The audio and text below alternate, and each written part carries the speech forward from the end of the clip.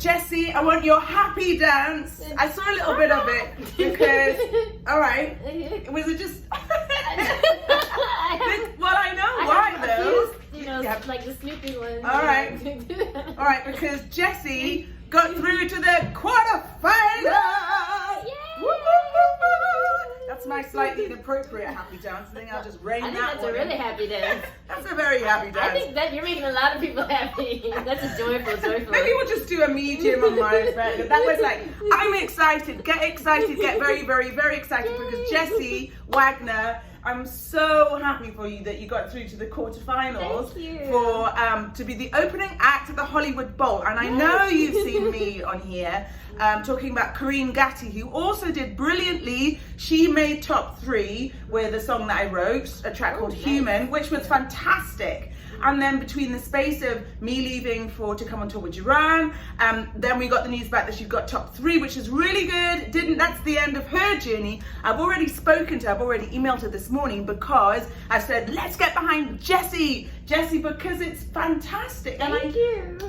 I listened to a little bit of your track, so tell us about the track that's got you through, or is it like a few of them? I put a few tracks up from my album that came out in 2020. It was like 2020 happened. I before the big apocalypse, you know. Oh my God! Right, Apocalypse. Wow. I had finished this record and I got a record deal in January of 2020. So in January, you know, everybody's like, yay, you know, life is wonderful, you know. And we were already ready to put the album out. It was coming out April 28th. Of 2020. So and then they were trying to help me get together a tour and all this kind of stuff. And this was a very personal album because it came out of a particularly difficult time period of my life. A lot of the songs, so a lot of the songs that I posted on the link, I think I did post maybe some of the more jollier tunes, but a lot of that particular album that I'm speaking of, it's called Shoes Droppin'. It came out of a very difficult time period. So, you know, everything was going great, and we're getting ready to, you know, drop the album, shooting videos. I'm getting ready for a tour for Jessie Wagner, which is something that I've never done. You know, I've never had a tour for Jessie Wagner. We want a tour for Jessie Wagner. Oh, I love you. So, you know, all this was happening 2020, and then, of course, the apocalypse happened. Just that little apocalypse that we're all familiar with. A tiny little apocalypse. And it kind of derailed everything, you know. And I've been trying to, like, build back up the momentum. Because, you know, once you drop an album, it has so much shelf life before people lose interest or they stop tuning in like they did in the beginning. Yeah. It's hard, and especially if you're not able to. Well, if you can't get out and, like, tour and promote it the way you want. Like, I can promote the heck out of it on, you know, a live whatever, a Facebook feed or whatever, but you can't. The momentum slows down eventually. Yeah. And you know, so I've just been trying to, like, get back to that original kind of momentum. Like, I've been working on new music, and but every time I think I'm gonna be able to release it, the new album gets pushed back. Like, the label pushed back the new album to next year. So now you've got another album that you're working on. Yeah, and you know, I was hoping to release it this year, and the label is like, no, we're pushing it back to next year. So it's like, what can I do, Lord? You know. So and then this wonderful competition came around. How did you find out about it? You know, it was kind of a lark. I saw Instagram promoting this opening act, and I'm like, well, what is this opening act? You know, so I click on a link, and I was like, you know what? I never do these kind of things, and I just, something just in my spirit was like, just try it. Yeah. It's funny you should say that, because I don't know if I've been suggesting on the group that people enter competitions in your niche and have a go and see where it gets you. And that also, a friend of mine, Emmanuel, won a fantastic, prestigious photography award for best jazz musician, jazz photographer. And so actually, when you decide to do one of these competitions, it's so much fun. It's a really good idea. But you're not the only one who it doesn't occur to you to actually do them. I don't know why that is. Yeah. I completely get what you're saying, but we just don't quite get around to it. Because I think we get, especially if you're an artist, you've been in this industry for amount of years, you know, you get disillusioned, you get discouraged, and you're like, well, this is, or you're like, this is just another scam. You're Right. always thinking this is the next scam. You know what? That's not. I get that, because that's on social media as well. You can Right. see stuff. We're constantly being bombarded with things, and you don't know whether it's the real deal or not. Exactly, Right. yeah. Okay. So So it came up. Yeah. It on came Instagram. up, and I was like, I'm just gonna try and see what happens. And I, wrote this little thing about who I am and about how it would just be nice to not be in the background for once, because I spend my life in the background, and just to have that one moment to be in the front, that's we work so hard. You want a for lot so more long. than one moment, Jessie Wagner in the front. I know what it's like when you are in the front. Yeah. I need to keep that energy is infectious, and it's magnetic. It's just fabulous. It feels It's the best wonderful. thing. It is, and when you're connecting with the audience and you feel them connecting with you, and you're getting all this energy and you're feeding it back, and it's just this cylindrical feeling of joy, Joy and vibes. Yeah. Yeah. So, I was like, well, yeah, I mean, I want to go to the Hollywood, I want to perform as Jessie Wagner in the Hollywood Bowl. Yeah, we want to see you there. Yeah, so again, it was a lark, and I put songs up from Shoes Drop, and I think I might have put up a couple of my dance tracks. I have to go back in, because I put up like 5 or 6 songs. Oh, is that what you have to do? I didn't really know. Yeah, With Kareem, yeah. because she mentioned that she submitted Human, but she didn't talk about what the process was. Right, so you stuck up, you put 5 up from there. Yeah, from you the kind first of album. you write a little bio about yourself, and then you pick some songs that people can get a vibe for who you are. So I picked some songs from Shoes Drop, and I think I might have put a couple of dance tracks that I've written or something up there. Ah. And I'm like, I'm not gonna go anywhere. And that would be that. And I was like, exactly. I was You just totally get on it. And the next thing I know, I was like, wait, I'm still in this thing? I'm at the top of my, what? And then my mom calls, she's like, you're at the top. I'm like, you're voting?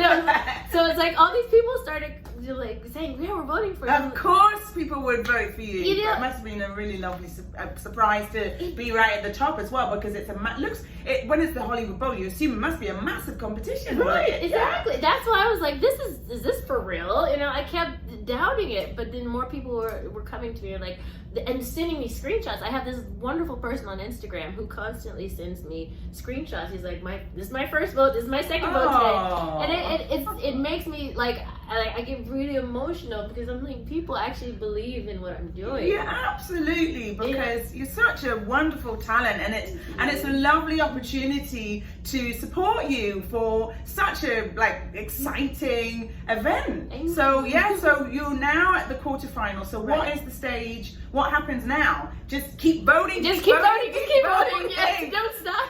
And it's the quarterfinals, and it's the semifinals, and then I Lord Jesus, let that be the end of it, Well, that would be just the start of the Hollywood Bowl experience. If we get Jessie to that far. So what we would love you to do, I spoke to Kareem this morning. Well, I emailed her this morning, and I got 2 emails back saying, yes, let's get our girl through, is what she said, because we can't all go to the Hollywood Bowl. I didn't even know about it, so I think perhaps you probably found out about it. I don't know for sure, and then maybe Kareem saw it, but it's a brilliant opportunity. It's fantastic, and it's a really good idea just to get people on board, and it's a way of people supporting an artist such as yourself when you really because presumably I know that you probably get a lot of comments on your Instagram pages and the Facebook and the social media most days when you're doing stuff, but it's a really kind of tangible way for us to support you more, which is what we want to do. So what I cast a few votes for Kareem, and I did cast one for you as well, and now we're all gonna vote for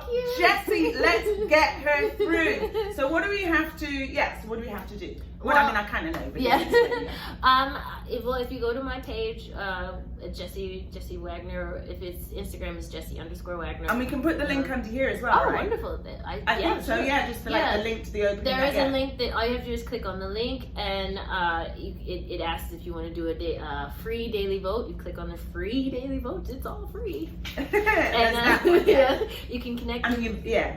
Through Facebook, right? Connect through Facebook, and it takes you to my page, and you just click, and you can vote twice a day.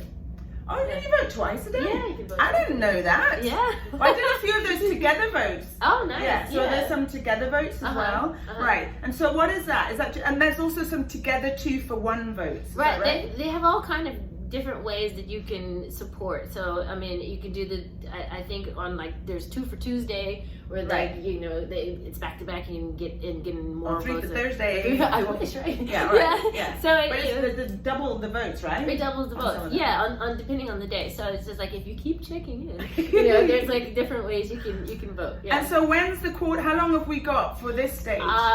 September 8th, I believe. That's when the voting ends for the quarterfinals. Okay, so what day are we now? Because I've been touring. I'm forgetting what day it is. What day is it? Like I don't even know what day it is. Oh, it's the 24th. 24th. It's my niece's birthday. Hi, Indy. Love you. Happy birthday. Birthday. So you can keep voting. And what else is going on, Jessie? Because it's kind of an interview, but I wanted to dominate it with the competition because that's just buzzing. And I'm just really, I saw your happy dance. I'm like, let's get Jessie through to the next round. It just be so exciting. I'd just love to see you there because I really love you as a performer. I just totally loved working with you. I mean, I'm really enjoying working with Rachel as well, of course, now. But you had the most energy, I think, sometimes with the whole band put together. Sometimes, the energy and the spirit and the joy and the moves and the voice that you brought to Duran when you were with us was so special. I had such a much blast with you guys, and the way you guys just kind of welcomed me, and I felt so much love from everyone in the band, and you guys, I mean, and all the little adventures that we went on. We had a lot of little kooky adventures. You got me around London because I was like, I can't use the tube. I don't understand. I'm going to get lost. I think I did get lost. Well, yeah. But she saved me. It happens when you're abroad. Yeah. I noticed as well. I just made my way out of the jungle that is Central Park. No, you saved me on many occasions. And we went to the Harry Potter thing, right? We did, yes. I know this isn't all about singing, and tell us about your childhood. This is what it's about. Yeah, this is your own tour. You take advantage of experience. Oh, good, and we did the trip. What's it called? Oh, we did a zip line, Superman style. We went down like this, head first. You were like, come on, let's do this. Like, come on, Dom, let's do this. No, I don't think she can. Remember? You didn't want to. Yeah, you didn't want to do it. I didn't think you were gonna. Anna was like, let's do it. Yeah, I wanted to do it. Anything. I mean, if it wasn't for like, I've got to be careful with my back now because I'm not like 21 anymore. I'm 22. So I have to. I couldn't do that. But we did the zip. That was so much fun. It was long too. It was like, oh my god, that was brilliant. Yeah. We had some fantastic times, and so since then, I've also like on all the social media, I've been seeing you do. So what have you been doing? You seem to never stop. Yeah, right? I mean, you are like the example of like what every session musician. It makes me feel like really lazy. No, come on. I feel the same way about you. It's like you're an idea woman. So you're always like, I'm gonna try this, I'm gonna try this, and then you don't just say it. I have a go. Yeah, I'll definitely. Which is brilliant. It's something you have to do in this career, and I've actually taken from your example. It's like I need to be more proactive. It's like I have ideas, I need to follow up on them, and you were inspiration. Oh, thank you. Yeah, we all have our inspirations, and Erin's been an inspiration for me with her marketing and her media. It's fantastic. That's how it works. People on this, whether you're on this group or anybody else that listens to this, it's great to get that inspiration from others, those that we admire and our peers. It's fantastic. Right. So what have you been doing? There was something, So aside from the session work, and because the album got pushed back, so I'm trying to like think of different ways, like when I can actually finally put this thing out. How can I get people to actually tune in a way they haven't tuned in before? Because it's again, if you don't have the machine behind you promoting you, it's so much harder to reach people because there's the quagmire of musicians all funneled through one space, Spotify or whatever. Yeah. We're all vying for people's attention. Yeah. So it's like, what can you do to get through, navigate all the noise? I was writing out this idea at the beginning of the year. I'll call you back, Mom. So what I ended up doing was writing a 6-part episodic series, a dramedy kind of based on my experience now. Not the wide-eyed ingenue girl who enters the city. We've seen that, been there, done that. It's more about, okay, I've been on this journey for so long, and I've had to decently successful career, but it's never, it's kind of plateaued. It's never reached what I thought it was going to reach. It never, I'm not like sinking. But I think a lot of people get to a point in their career where they're like, how much longer do I keep doing this? Yeah, at one level. It's totally natural and understandable, whatever career path you do, to want to progress in some way. Right, but rather than plateau. And I think it's particularly difficult for an artist who dreamed of doing certain things, and you feel like, will I ever make it to that point? And that's what this particular series is about. So, there's 6 episodes that I wrote out because I didn't want to overwhelm people, but like nice 6 bite-sized episodes. And what I'm hoping to do is like include, each episode will be supported by one of the songs from the new album. The song actually kind of encapsulates what the episode is about. And and it can also be a standalone video. So instead of just throwing out a music video and hoping someone watches it, the 3 people, your mom, your sister, and your dad, now and your neighbor, right? So now, because everybody's watching they're streaming something, and if they're streaming your particular show, they become emotionally connected to the song because they're connected to the character and the storyline of the whole entire production. And each episode would have a cliffhanger where you have to watch the next episode. So I wrote all this stuff out, and I was like, oh, I'm never going to do this. But then I met somebody who's like, Jessie, we have to try. Yes. So that's what I was doing. I shot the pilot. So the pilot is shot. We're going to be editing it in the next couple of weeks, and after that's done, we're going to shop the concept, shop the pilot. God, that's so exciting! How exciting is that? It's terrifying and exciting all at the same time because I've acted, but I've never been on the opposite side of it, and and just trying to cast it and put together a team, pay for catering, right? And you want it to be okay, right? I want it to be okay, and you just get your mum involved. I've seen those videos. My God, how you ever get through any of your festivities? In a good way. We just got this pie, this cake, and then a bit further down the street. Well, she's already talking about when we have our pilot release party when I show it to the cast, and she's like, I'm coming up, we're gonna have fried fish and collard greens and all, she's already planning the menu. Right, yeah. So how did you I don't know, without giving it away, what can you tell us about, what did you do if you've never done that before? Did you think, how to write a script? Do I get it? What did you do? I've looked at other scripts, I've acted before, and I kind of understand the process, and of course I've written in college or whatever. I did write plays and short plays for classes and things like that. All right, because not everybody, that's not what everyone's done. So it's cool to know. So I kind of had a concept of how it should flow, but this would be the first screenplay I've ever written. And so I just, I also had something happen to me at the beginning of the year that was, again, not necessarily the best thing to happen. It kind of became one of the subplots to the series. But I was, I'm just in that particular headspace. I think you're in that headspace where you're just, facing the choices, and trying to figure out where to go with the choices, and whether you call it divine intervention or it's whatever, so the ideas come to you, and you're like, I need to write this out. And I wrote out the first one. I was like, okay, no, I can do this.